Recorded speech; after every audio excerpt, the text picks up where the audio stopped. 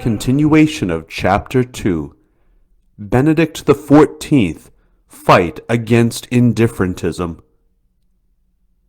It was undoubtedly absurd to claim that the bulls of deceased popes became null if they were not expressly approved by their successors.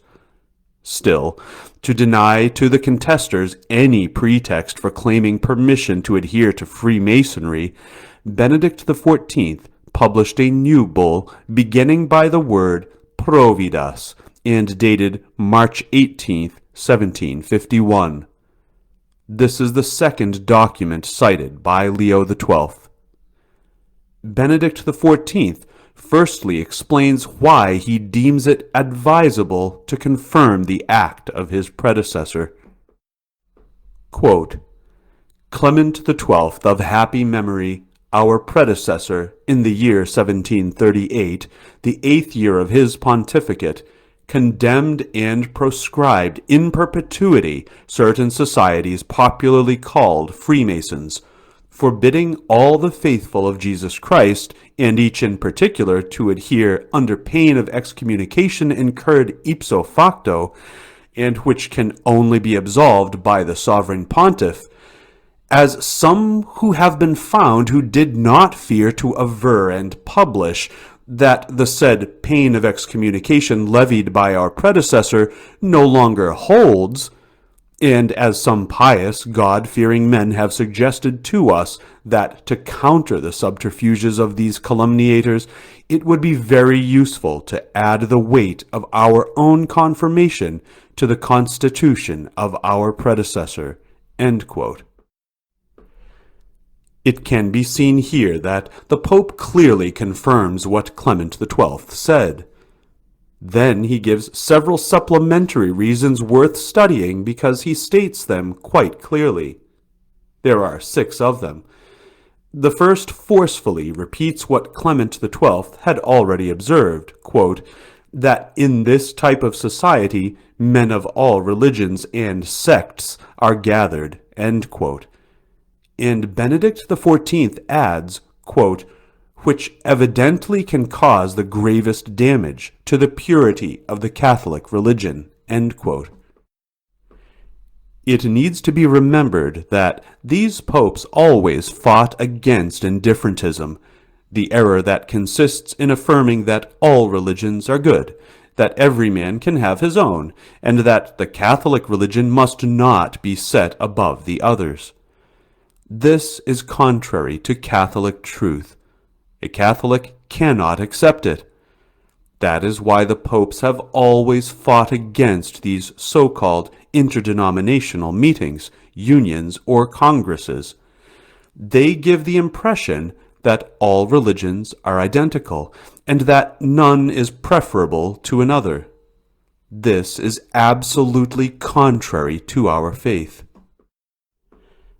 In times of calamity, of course, a spontaneous accord results, when some event like a catastrophe, an earthquake, a tidal wave, or a cyclone hits, or when everyone is afflicted as in wartime. Then it is possible to collaborate with another religious group to go to the rescue and bring aid. That would be a precise activity that does not engage the faith. It would be a normal act of mercy. But to create permanent institutions is dangerous because the principles are not the same. We had difficulties of this kind, I well remember, in Cameroon, for example. The government offered to help public schools.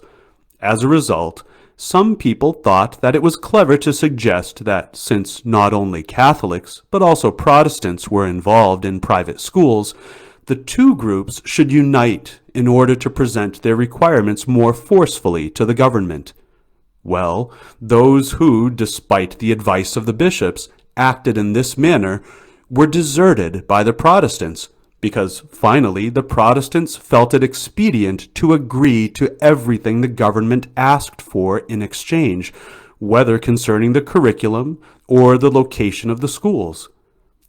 There were things agreed to that were unacceptable to the Catholics, and in the end the Catholic schools were nearly ruined. The result was a rupture between the two groups, and a situation worse than before.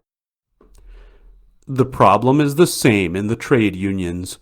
All those involved possess a genuine notion of justice.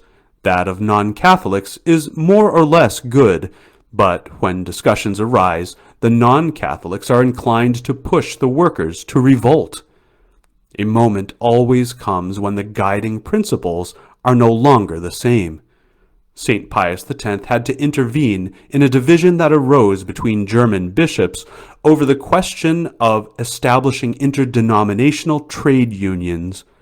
He advised them against it in a letter in which he said roughly that Catholics have principles which they apply in practice, but that others do not. The latter's working principles change because they do not have any clear convictions. It is impossible to collaborate with them. Returning to the reasons Pope Benedict XIV gives against Freemasonry, the second is, quote, "the strict pact and impenetrable secret by which everything that is done in their lodges is hidden, to which one can apply this maxim: good things welcome publicity, criminal deeds are hidden." End quote. The third reason follows from the second. Quote, "It is the oath that they swear to maintain this inviolable secrecy, as if it were allowable to rely upon the pretext of a promise or oath in order not to be obliged, should one be interrogated by the legitimate authority, to avow everything one might be asked in order to learn if anything is done in these lodges that is contrary to the state and the laws of religion and government." End quote. So, the reasons are the secrecy, the oath sworn, and the refusal to avow anything when interrogated by the legitimate authority. This is illicit. No one can swear to refuse to answer someone who has a legitimate right to question him, someone who must know things that affect the security of the state and even the existence of religion. Benedict XIV provides a fourth reason. Quote, "These societies are no less inimical to civil law than to canon law." End quote. Both civil and canon law forbid secret gatherings, secret meetings, and secret associations unknown to anyone, because all societies gathered without the public authority are forbidden by civil law and are also prohibited by canon law. Quote, "The fifth reason is that in several countries these societies have been proscribed and banished by the laws of the secular princes." End quote.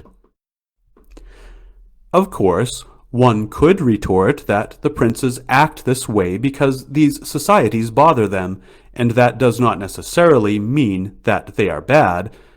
But the Pope relies upon the judgment of the secular Catholic princes who deem that they cannot tolerate these associations which hide and act in secret.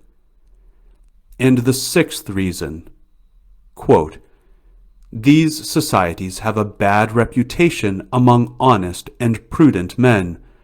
To enroll in them is quite the same as to incur the brand of depravity and perverseness." End quote. Here the Pope relies upon the opinion of honest and virtuous men. Then he, like his predecessor, urges prelates and bishops, the local ordinaries and ecclesiastical superiors, as well as princes and heads of state, to fight against these secret societies. Such, then, is the second document cited by Leo XII, who adds a reflection. He reproaches the governments and heads of state for having not heeded the Pope's warnings. For that reason, the secret societies continue to spread and to disseminate evil. We cite, quote, "Would to God that those who possessed the power would have known how to appreciate these decrees as much as the salvation of religion and the state required. Would to God that they had been convinced that they should see in the Roman pontiffs, the successors of Peter, not only pastors and the head of the Catholic Church, but also the firmest stay of the governments and the most vigilant watchmen to discover the perils of society. Would to God that they had exercised their power to fight and to destroy the sects whose perfidy had been made known to them by the Apostolic See. Then they would have succeeded, but whether because the members had the cunning to hide their plots, or whether by negligence or culpable imprudence the matter had been presented as something of little importance and meriting neglect, the Freemasons have instigated more dangerous and audacious meetings. One must place at the head of the roster the Carbonari, who seem to embrace all of them, and which is the most important in Italy and in several other countries. Divided into different branches and known under diverse names, it has dared to undertake to combat the Catholic religion and to fight against the legitimate authority." End quote. The Pope does not hesitate to designate this new sect which openly attacks the Catholic religion and the legitimate authority of the state.